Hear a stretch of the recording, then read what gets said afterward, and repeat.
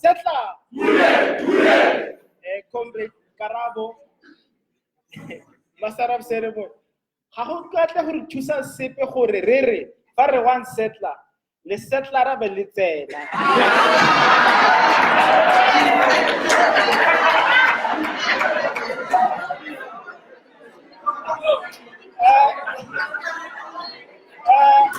Thank you, comrades. Thank you, comrades.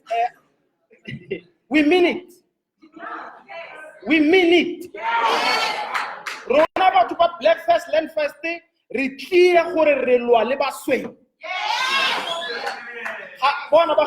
The worker transformation, you see, we cannot only transform the university at the level of faculty and also at the level of management, but technicians of the university remain the same people.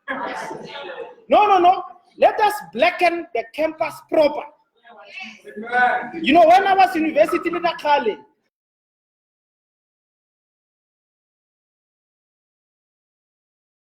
I belong to a Black Consciousness organization. And we had a gathering like this. And that day, Mabone Abaswa. Right? Now the problem, because the technicians of the university are white people. No, I think we must be unapologetic. We must be very clear on these questions. I want to also recognize the provincial leadership of our movement, also those who are from the branches, and yourself, but also the president of this important university, Comrade Mapos. Comrades, we really appreciate you inviting us. Comrade Anaki, I also recognize you. I am very happy because you invite me after the elections, SRC elections. Elections,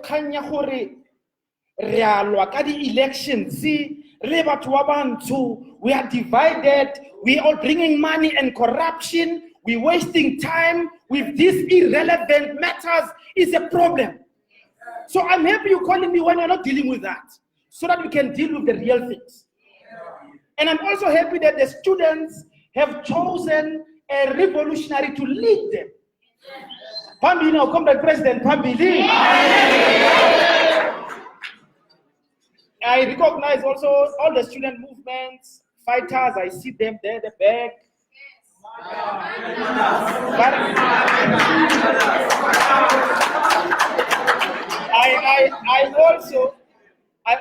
I'm told that in absentia, they are not here, Sasco. I also want to, yeah.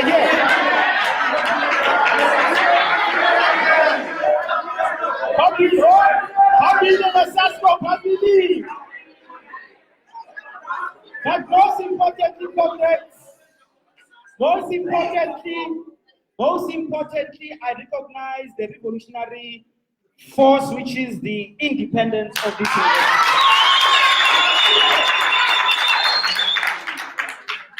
Comrades, I take it seriously, the invitation to speak to you, and I also take it seriously, the invitation to open the university for contestation of ideas. What we have lost in the past 15 years in particular in this society is capacity to debate ideas. We insult each other, that's what we do. You know, I was reading Thabo Mbeki's, I hope you saw Thabo Mbeki has written 30 pages. By the way, those 30 pages, comrades, are very thin. Did you give yourself a chance to read the 30 pages? No, you see, this is the problem. We're at university and society is paying you to think. The only reason you are here is to broaden your knowledge, to think, and to question deeply. And do not make the mistake of thinking that society is not paying a big price for you to be here. Your unemployed parents, your employed parents and workers, when they go and buy at shops and they get vetted, they pay VAT. That is what brings you here. Society pays for you to be here, and therefore you have to engage with ideas seriously. But I was just saying we've lost the intellectual engagement. Look at Parliament. I mean, Babaka Tutuzani. So, Comrade President, I am happy that you are calling us to engage on ideas. And I'm going to raise critical questions. But we have a chance to challenge me, to say, Mngxitama, you are wrong. And then we engage. That is the invitation. We must not be afraid of ideas. Right? Today, I'm going to talk about critical reflections on land and patriarchy. Now, land and patriarchy are problems which were not created by us. We did not create the problem of landlessness. We did not create the problem of patriarchy. I'm going to argue today. Now, I was introduced by Comrade Mngxitama. Some of you might be a little bit surprised that I'm also Mngxitama. So I was born and I was raised in this province. I was born in Potchefstroom. I went to school for In fact, let me correct you. I was born on a farm in Potchefstroom. A farm owned by white people. My parents, like many other black parents there, were semi-slaves of white people. And then, of course, I ended up going to study at VET. That's where I got my degree from. But the important thing is I'm from here. This is my home. So I'm happy to be home. Thank you. Here's my argument. Whatever I'm going to say today, please try to get my argument. My argument is a simple one. And this is the argument that land dispossession is the root cause of all our problems.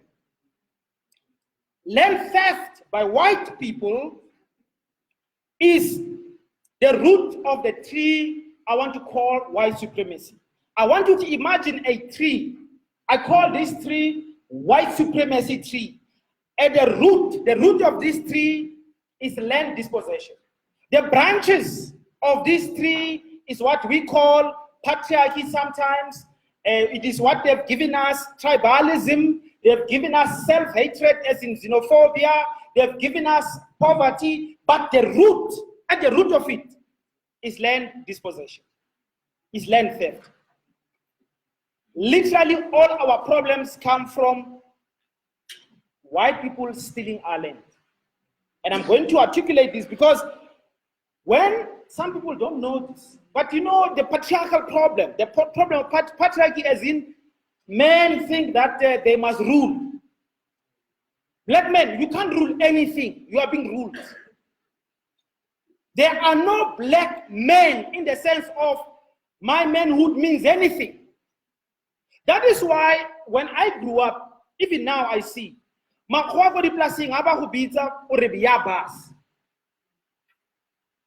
they don't care what you think yourself you are about your manhood. When the missus calls out, it's ya missus, ya boss. Your manhood, therefore, patriarchal thing, means nothing in the world which is controlled and owned by white people. This idea of I'm a man, I'm important, more important than a woman, for instance, in a situation where you are actually landless and powerless, creates this problem where to realize our manhood, we have to oppress others. Not only oppress women, but even black men amongst themselves, they cause havoc. You know, I'll refer to this. I hope you know now South Africa murders 20,000 people a year. 20,000. Go Google and see, even in war situations, not so many people get killed. 20,000 black people get killed every year. Of these 20,000, and it's interesting, this statistic, of these 20,000, about 1,000 are children. About 4,000 are women. 15,000 of the people that get killed, murdered, are black young men. Our patriarchy, the idea that Oskan Troela, Renwa di Bir, Getla Hotaba, Ibilera Tunsa Matatia, is a desperate attempt to accept a manhood that does not exist.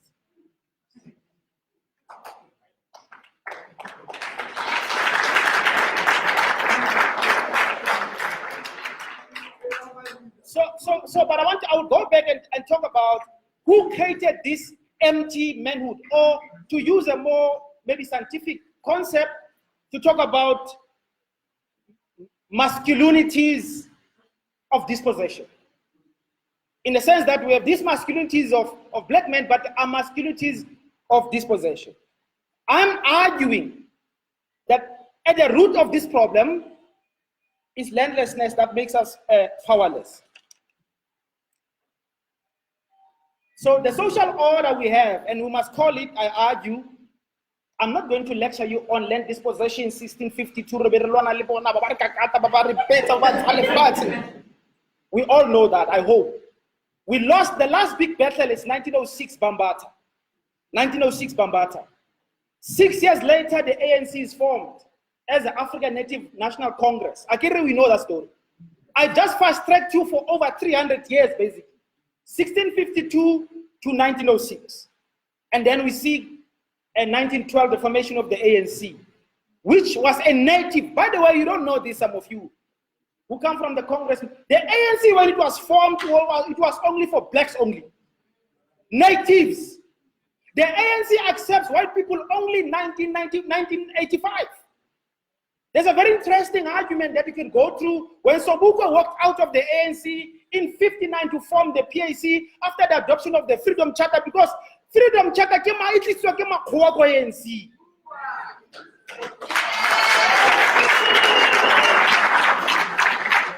Freedom Charter, yare, South Africa belong to all who live in it, both black and white.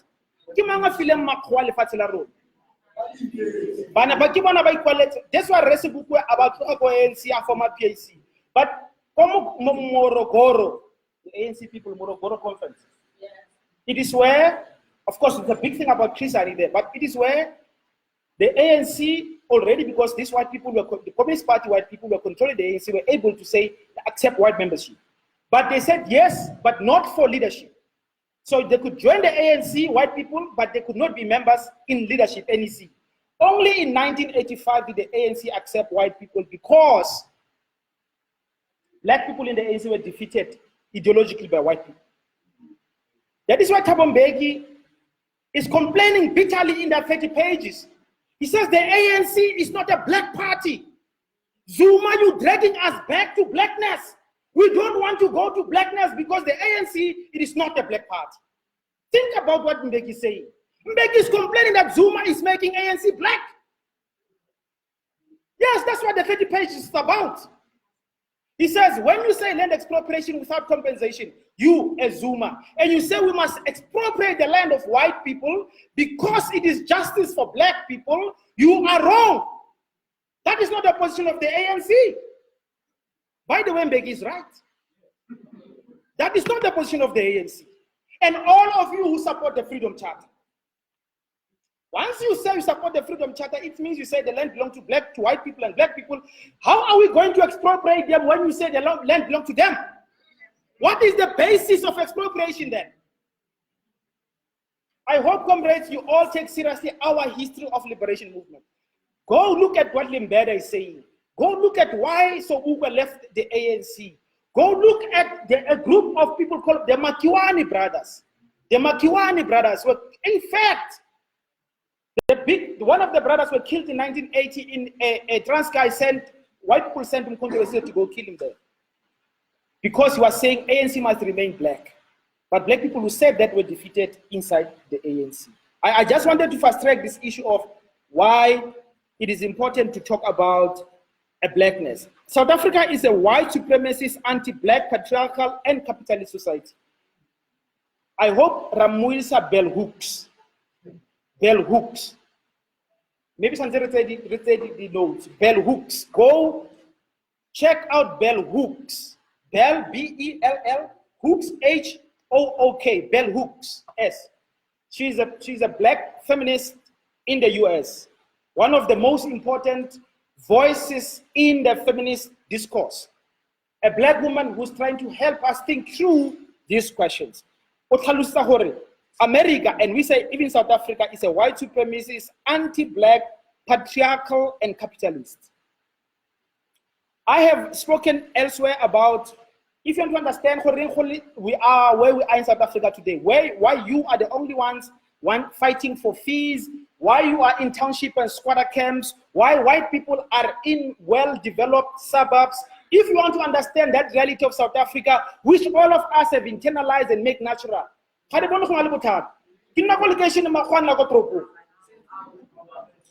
did that happen? And why is that normal?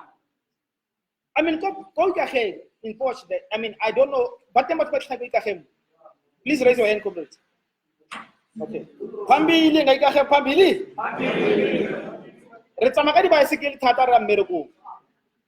So you must see in the morning, when you go to, in the morning, the bicycle, in the afternoon, we come back to our cheap labor enclaves. Cheap labor enclaves. And that has become normal and natural. Nobody's asking the question, how did this happen? And how do we stop this?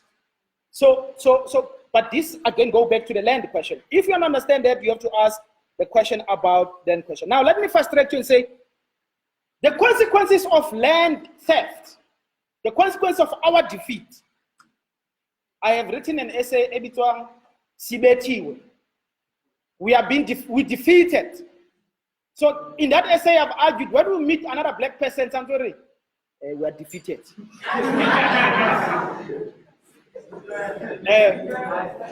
You see, comrade, Akerabari, the beginning of healing is acceptance. You must accept your condition of defeat.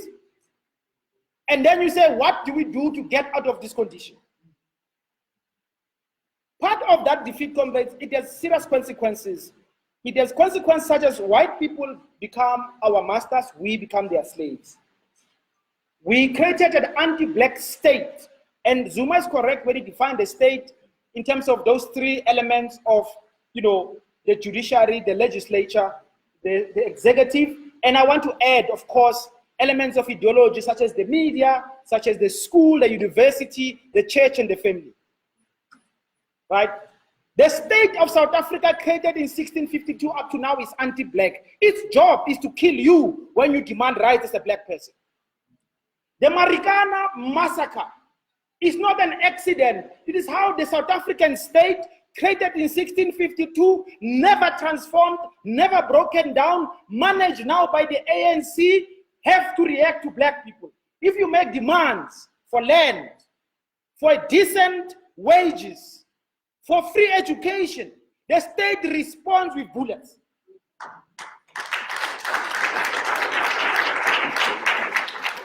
Because that is how this state has been formed. It is to defend white people, to kill you.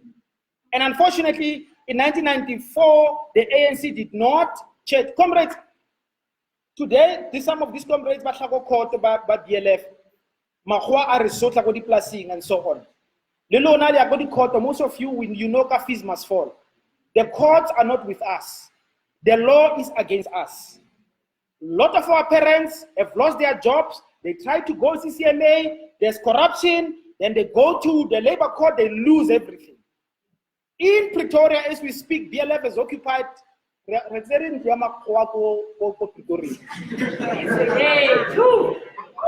Comrades, born, but you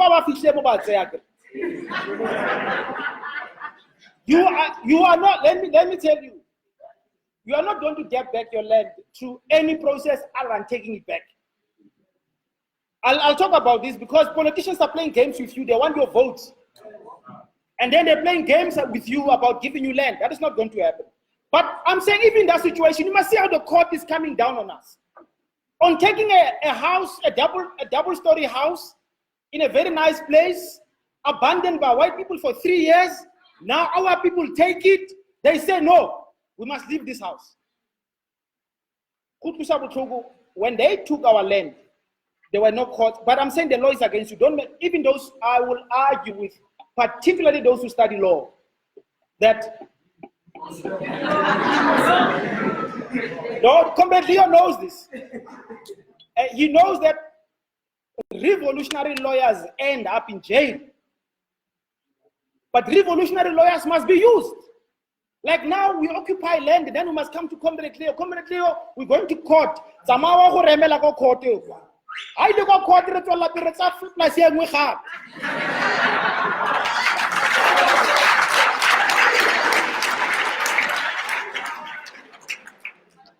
We must keep the white anti-black system busy. How about to focus on 5 in the law can be used defensively. That's why we need revolutionary lawyers. But they also know when they push the envelope too much, they get called and say there are rules here. But he will answer for himself. Comrades, the one more point I want to raise about the consequence of land dispossession is what Steve Biko complained a lot about and worked on. Once they took your land, they did something else. They took your mind as well.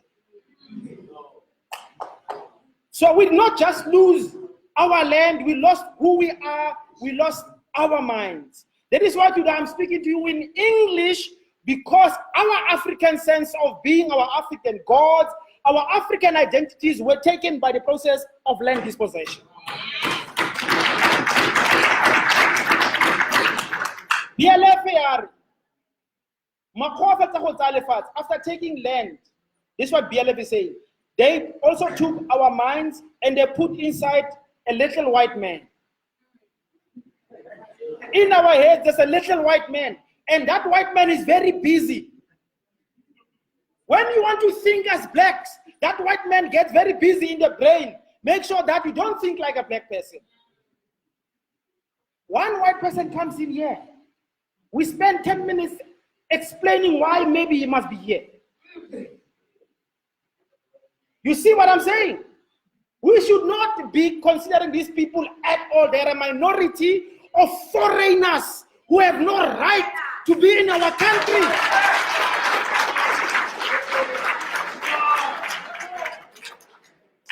So there is white consciousness which affects us as well. That's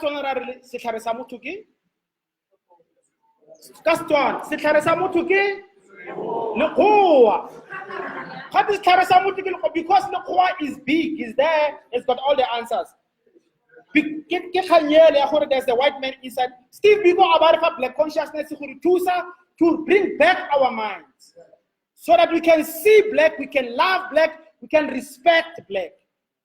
Because when they finish with us, comrades, they made us hate ourselves. Now I want to make the point why I say patriarchy is creation of white people. Patriarchy and homophobia. Homophobia is that idea of hating gay people. You are not gay yourself, but you hate gay people. What is the problem if other people are gay? I get it whether you're not gay. So why are you bothered by other people's things? Let me tell you, comrades, you know, white people, when I arrived here with their Victorian ideas, it is them who started the idea that women have no right to property. It is not us, it is them who said women have no right to property. Look at the Nama people down in the Namakwa land, in fact, until recently, the land belonged to women amongst the Nama people. When white people arrived here, and they took our land and they gave us little piece of land, and they brought a little paper called permission to occupy. In the Nama community, where the land belonged to women, they brought this paper and gave it to men. Because that's how white people think. I hope you know, in the African setting, in many communities, they were matrilineal.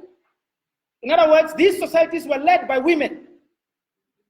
Absolutely, even today, go read around West Africa. There are societies up to today which are matrilineal. White people came and they stopped all that. They said, you, men, you are the head of the house, but you are our children. You are our child.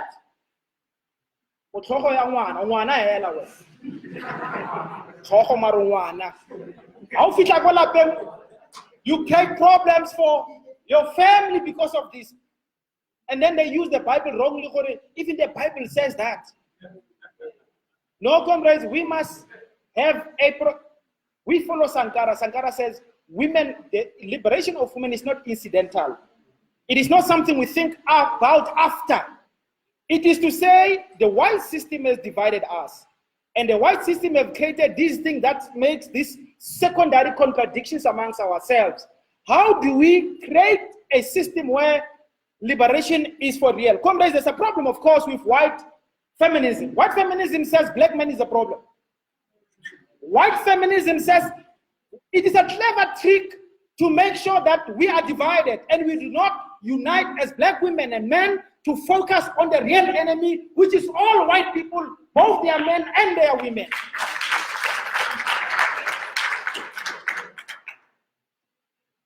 So I just want to deal with an issue of, after this land dispossession, comrades, there was a ruling class which was formed. Now I want us to sort this thing out, because there's a conceptual mistake, conceptual underdevelopment, misconception. Conceptually, the ruling class are those who own the means of production. The ruling class is not the ruling party. The ruling party is only in parliament because we vote for them. The ruling class does not need to go to parliament. It controls parliament on the basis of its control of the means of production. What is the enemy? The ruling class. Who is the ruling class in South Africa? No, comrade, it is not Zuma. It is not even the Guptas. The Guptas own less than 1% of the economy. Who owns this? Is not in Chantanene. I will talk about this. The ruling class, the real ruling class, the owners of the means of production, are not part of our discussion. Give me the names of the 10 families, white families, that own 60% of the JSE. I want at least BLF it's a rupee,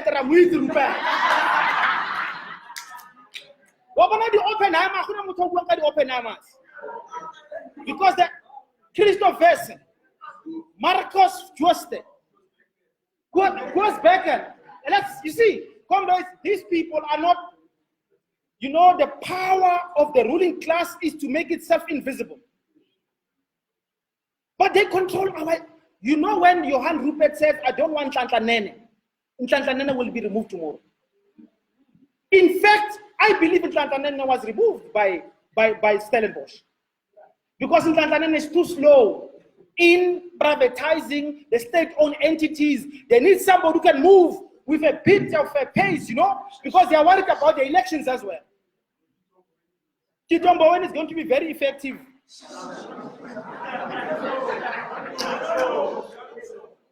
Comrades, I know there's a song of Tito Mboweni. Oh, Shasha, yes. No, comrades, let us conclude this matter of the distinction between the ruling class and the ruling party. The ruling party is the ANC, but the ANC are just the bodyguards of the ruling class. And here is the problem, comrades. Now let's talk about it. The ruling class in South Africa is white monopoly capital. Not the ANC. The Broederbond is part of that. And we say the Stellenbosch Mafia. Politically, they are represented by the DA, politically. But they are divided a little bit because there's a lower level of the same white monopoly capital represented by the Freedom Front plus AfriForum. They belong to the same ruling class, but they are simply divided in terms of Afrikaner, English, and that kind of thing.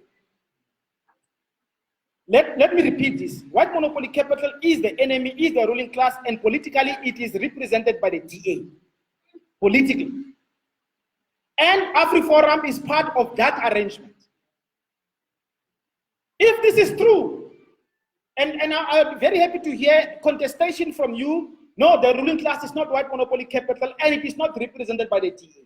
If my assertion is true, and I think it is, that the DA represents white monopoly capital, which is the primary enemy, land thieves. The question becomes, when you go into a tactical alliance with the DA, how does this advance the cause of black people?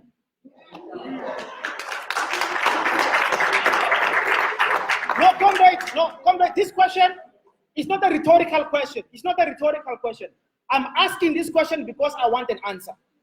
I cannot understand how going into a tactical alliance with the DA against the ANC, which is not the real enemy, advancing the cause of black people, and this cause is about defeating white monopoly capital. When you strengthen white monopoly capital, even if you say it's tactically, how does this advance the cause of black people?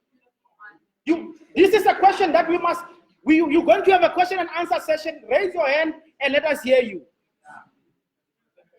A clarification is necessary. Comrades, I want to come towards the conclusions, but AfriForum is dividing black people. AfriForum and is succeeding. AfriForum, whenever black person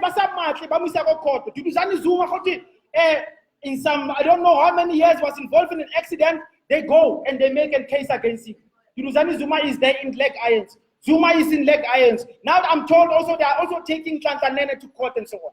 They never do that with white people. They just dross, you're right. They will never do that. But you know the same thing, comrades, they say, and I hope those who study history or social sciences can deal with this. AfriForum is rewriting history and basically doing what you call colonial historiography. They are saying, Bantus, Rona, the black ones, we came from Central Africa. And then the Khoi and the San are the owners of South Africa. Road.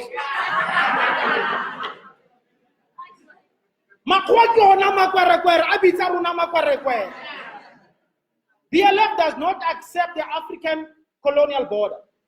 I hope you also know that the border was created by white people. I hope you all know that in 1884, white people sat in Berlin, literally looked it on our African map, and they said, what do you want? Abai Kaulela, Babariki West, Southwest Africa, Ubataing, Akola Bare Rhodesia, Ubataing, Akola Bariki South Africa. Meliluani Bakayetu, Asiyaruna, Meliluani was created by white people to divide us. Ahuna mu Africa wa mukwerekwere, makwerekwere ke makuwa. Now, comrades, here's the thing. There's division of AfriForum. They said, Ronald, we killed the Khoisan. They said that. Okay, we killed it. But you know what they do now? They go and say to, first they said the Zulus, Barma Zulu, Khoisan. They said the Zulus killed the Khoisan. The Zulus are bad people. They are just like them foreigners who killed the real South African, who are the Khoi and the San. This is what AfriForum says. And give money to some of these so-called Khoi and San leaders. And those Khoi and San leaders, they are starting to insult us, black like me and you, because AfriForum says so. Then AfriForum, after doing that, they go to the king of the Zulu-speaking people and they mislead the king. They say to the king, we're here to help you. And the king of the Zulus believe that AfriForum can give them any help. I want you to be very sharp on this question. Do not allow the AfriForum to divide us. Do not attack the Zulu king. Let us explain to him that the people called AfriForum are not just our enemy, but they're also his enemies. And when they are done with us, they're going to deal with him as well. That is why he must reject them. They do not feed us. White people do not feed us. I'm saying this because I know who works on the farms. It is not white people who work on those farms. It is our people who work on those farms. And they don't get money for those farms.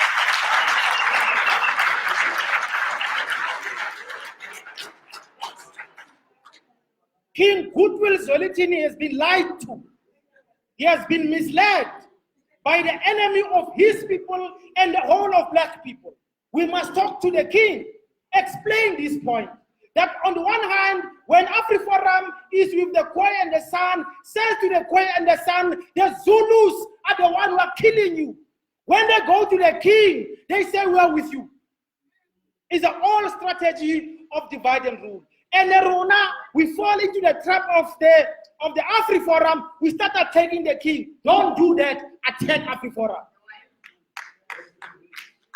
Comrades, when we travel now from Joburg, I saw Monsanto on the road. And so I saw the French thing. What is it called? The other French. There's a French big company also on the road. Lafarge. Do you know that Lafarge and Monsanto are feeding you poison every single day. The South African maize, which is the pap that we eat every day, has now 90% of it. It has been contaminated by an organism called genetically modified organism. GMO is an organism they put in the maize. They have done so because then it resists bugs and so on. Let me tell you, nowhere on earth do white people feed each other maize which is GMO. In Europe, maize which is GMO is banned for human consumption. Similar in China, in Russia, and many African countries, including Zimbabwe. Rona, in the morning, I eat pap. I feed my children pap. This pap is GMO. And then we're all surprised when our parents or our brothers, our uncles, they're 40 years, they're so sick. We are surprised when our people have got cancers. We've been fed cancer every single day by these companies who basically work together with white farmers in South African agricultural sector. We have to tell the king, these people don't feed us. These people are killing us.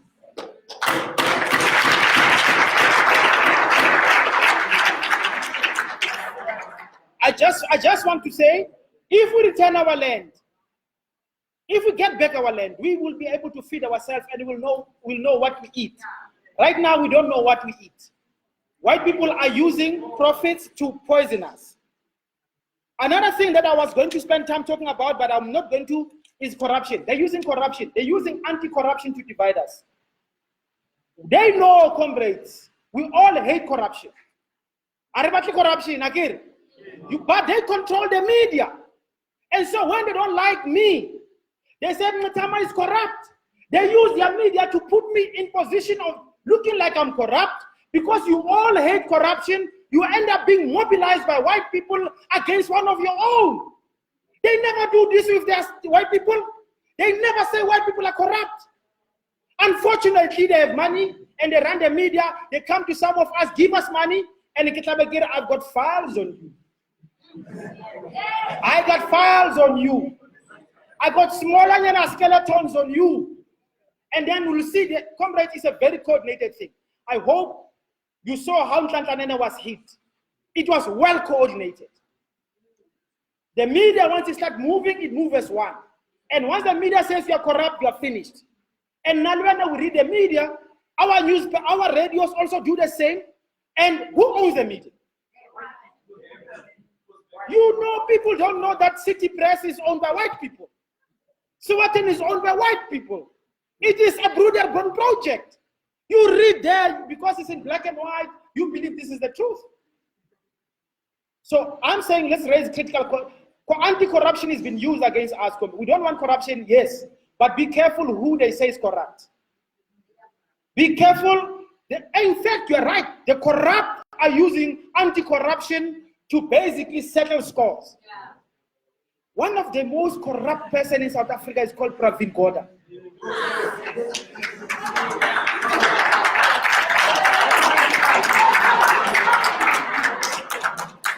But you see, Pravin Gordhan uaparatai, uaparasu, was a course a tabile, and the finance, and therefore is never projected as a corrupt person. Pravin Gordhan is not just corrupt, he's a thug. He's a mafia king. He's the one that is sent to hit people.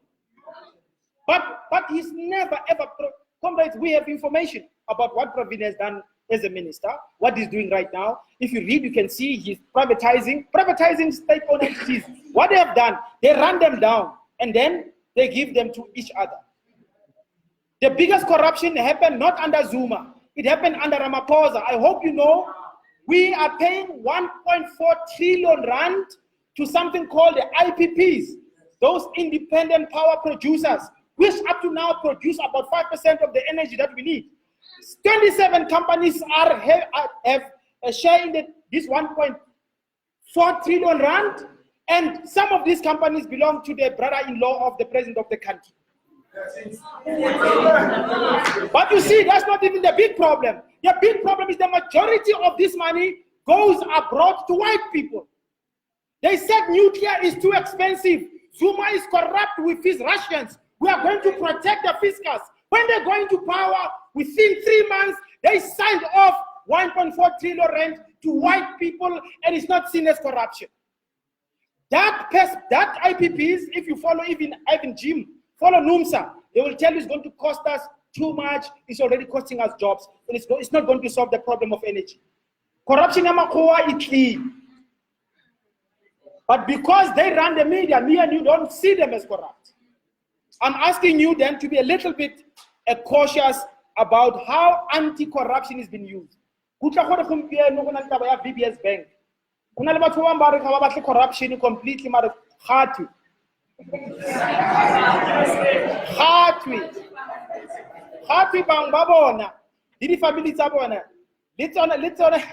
they had a hand in the cookie jar of VBS. So what we must do as black people, we're fighting corruption, but be careful they don't use corruption against your own. That's what they have done with Zuma. By the way, please know this, BLF is 100% pro Zuma. Don't make that mistake.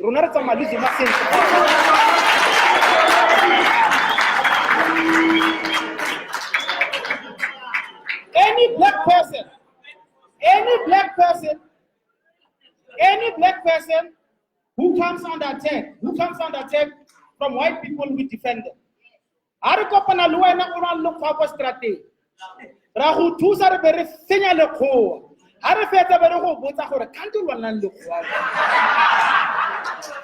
We don't start by saying, hey, Muna, why no, if there's a battle between white and black, you enter that battle on the side of the black person, you defeat the white person, and then you ask the question later what this battle was about. That is Black Consciousness 101. Black Consciousness, Zuma Bama Atega Ram support. In fact, the supporter even Musima man about Kubuakima Kwako DA. No comrades, no. When they hit him, no comrades. When they hit him, you must support him. Makoa, Rekoblel, Makoa Butalitat. Afetan, I get about a nugget left. When our Bam Manka, I get Ya Bam Manka, Bam Feta, Bata Mokoen, Lenakiria Baho Banka. So we must just defend each other like what is the Tswana word? Like Abuta, like completely like we're fools. Can work time. Defend each other, can work time. About oh when I'm to Atlas is looking at two some heights. And then, by the way, even if Mutomonso Ali wrong, who's yami? I mean, only but Ali wrong against Rona was not any justice.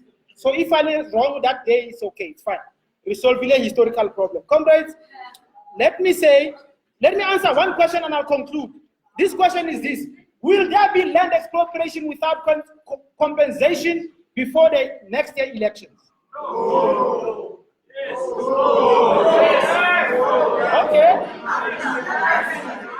Okay. All right. One second. Comrades, my argument is the following. Is that in fact those who said no are correct. There will be no land expropriation without compensation before next elections. But it did not be like that. It doesn't have to be like that. The ANC and EFF together already have the 2/3 majority, which is required to amend the constitution. As we speak, they agreed in February that indeed they want land expropriation without compensation. Now, instead of going and amending the constitution, they then unleash on us a roadshow. I'm sure you all saw them coming around asking us, do you want your land or not? So basically, these two parties which can amend the constitution tomorrow, there's nothing that stops them from amending the constitution tomorrow. More so because they say they agree there must be land expropriation without compensation. The question that must be asked is, what are you waiting for? You see, what is going to happen is the following. They're going to come now with the elections process, say, vote for me. we will give you land when we are back in parliament. So they are using the land question to get votes from you instead of answering the land question. They will not do it. Why I want to propose? It is because the power of white monopoly capital controls their pace and attitude to the amendment of the Constitution. I can't think of another good reason. Why is it, if the ANC and EFF agree that there must be land expropriation without compensation, they already have the 2/3 majority. What is stopping them from amending the Constitution now before we go to elections? So what we propose is that we must respond to this clear betrayal of the desire of our people for land. We must say to them, if you do not amend the Constitution before the coming elections, is a no amendment, no vote for you.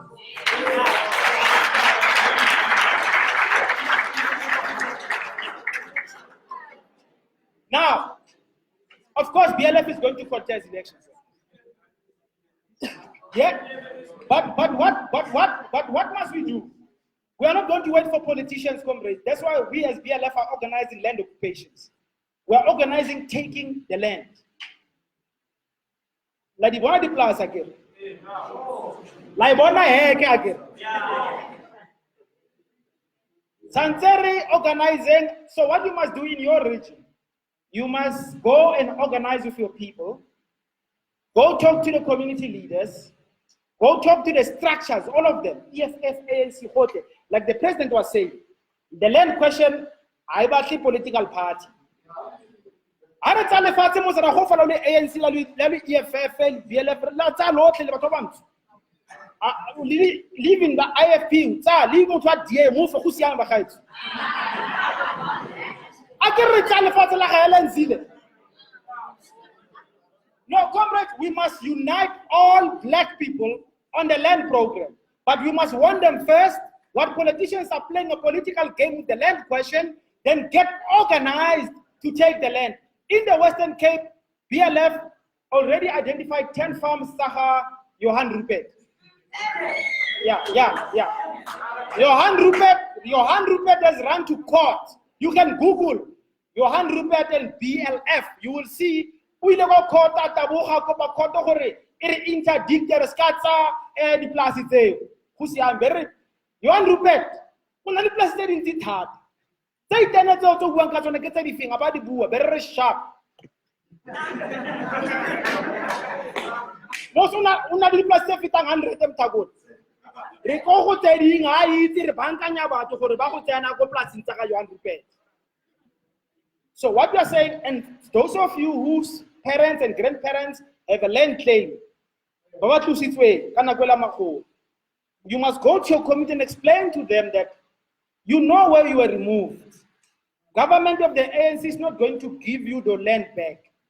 So if you know where you were removed, all we need to do is to organize ourselves, and then when we go there, we see a hack.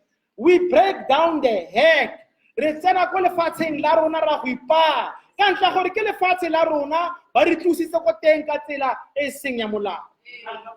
What are you waiting for? Government is not going to give. We are saying people's land expropriation without compensation. Take the land, get organized, but also warn our people against politicians. I have my notes here, but I'm not going to go there. I want to talk about the SRC. President, maybe I should just say in conclusion that BLF believes you are black before you are students. Yeah. There's nothing called a student's interest. Your interests are black people's interests. It is for this reason it is not possible to decolonize a university in a colonial society. Yeah. The university is the instance of the ideological expression of the colonial order. In other words, the university is there to serve colonialism. So you can't decolonize the university, but society is colonized. What that means is all of you must become revolutionaries, not black student revolutionaries, but black revolutionaries. So that we confront the system of the colonial order in total. It is the only way that the university can become decolonized. The university becomes decolonized as a consequence of the decolonization of society and not vice versa. Otherwise, these struggles of students, just like struggle of workers, become struggles of inclusion. So we fight for fees. Of course, then we get maybe it's a bit of free education, but we just get prepared to become managers of the colonial capitalist anti-black society, because you're going to become a manager at Lonmin. Lonmin kills your people to make profits, but you get your degree and therefore you are a professional in a company that exists on the basis of oppressing your people. That is why your first responsibility as a revolutionary is to be black and to understand the problem is not just at the university. The university is a consequence of the colonial project. You must become revolutionaries. You must get organized. We must be able to go home and explain these things and also to tell our parents where there are mines. Why are we poor when there is a mine that makes so much money out of our land? So what you must do in Rustenburg, not comrades, why? The university, comrade president, there's nothing that says you as the leader of these students, you don't organize revolutionary interventions on land and on mining around these areas. You send your soldiers to go organize a community. Ask questions about what do you want? Why you are not organized? Why can't we occupy the mines? Why can't we benefit from the mines where our people are? There's nothing that stops you as student leaders to organize our people in the community. Go back to the people because you come from those people. If you don't do that, they prepare you here to go back to the people as part of the oppressor group, not as part of the liberators. You have to do it now. There's nothing that stops you, President, that we must organize our people through you here. Small groups, target communities around here. Go listen first. Don't be arrogant. Don't speak big English. Listen, understand what our people want, and then bring ideas.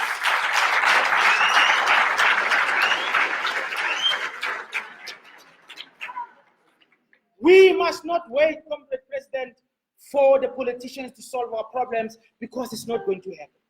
We're going to wait for too long. You know, I'm happy, and as I said, and in conclusion, that you called me and invited me after the SRC elections. I call SRCs the schools for corruption. It is true, comrades, many SRCs, and I hope this particular SRC will follow Thomas Sankara.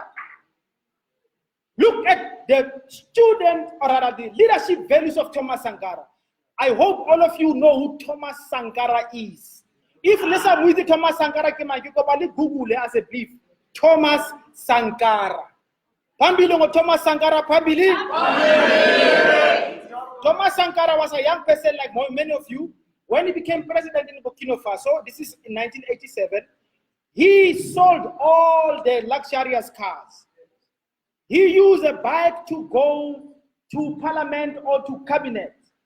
When they have killed him, of course they killed him, they have to. They had, because he was, comrades, in 5 years, in 4 years, he ended poverty in Burkina Faso.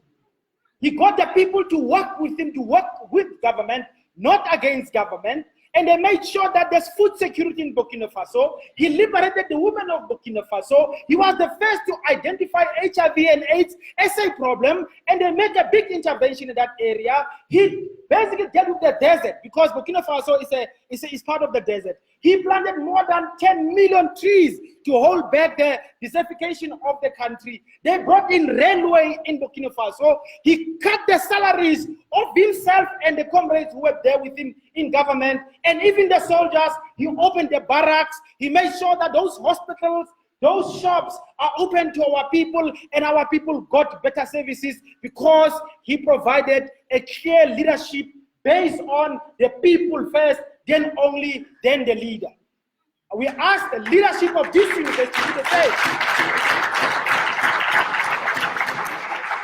Comrade President, and you revolutionary students, we invite you to the Thomas Sankara project, which is about putting the people first. I hope that you also know that we are inspired by a lot by Steve Biko, and I hope that you know that Steve Biko's closest friend and comrade was Abraham Mngxitama. Abraham Mngxitama, you know, he was here from Ziras, and Abraham Mngxitama, comrades, he was expelled in 1972. He was there at Teflo at the time, University of Limpopo today.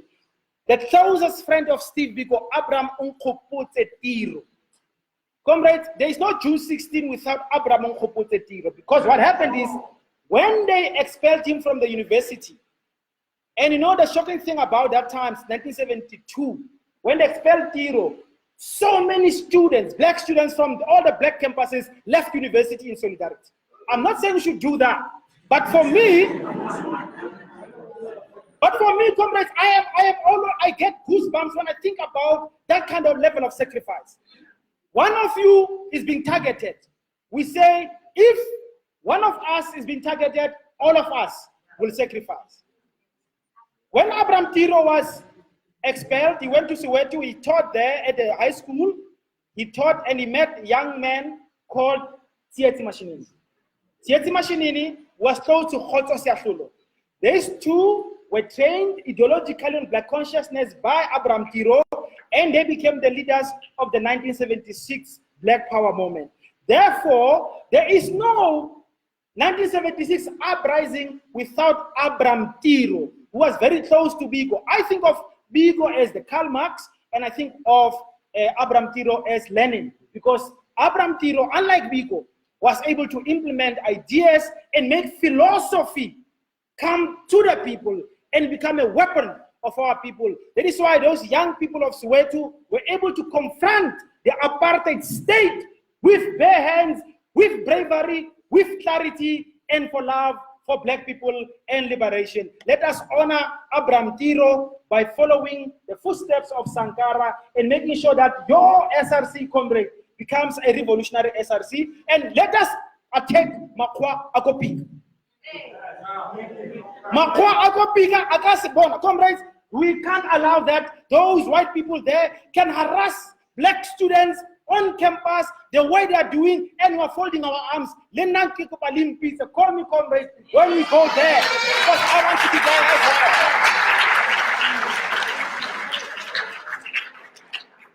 With those words, comrades, I thank you, and let us have a good, robust engagement. Comrades, this is a debate. You can ask any questions. You can make your comments. I'm very open because, yes, I have spent a lot of time trying to understand the world, understand their consciousness, Pan-Africanism, Marxism, but I can learn from you. However, I hope we also do our homework. Israel 2, one settler, one Bude, one settler.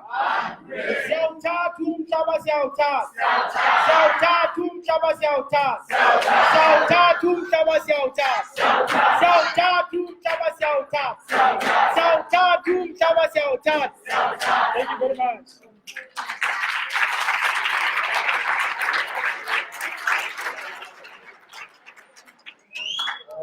Let me take this opportunity moment,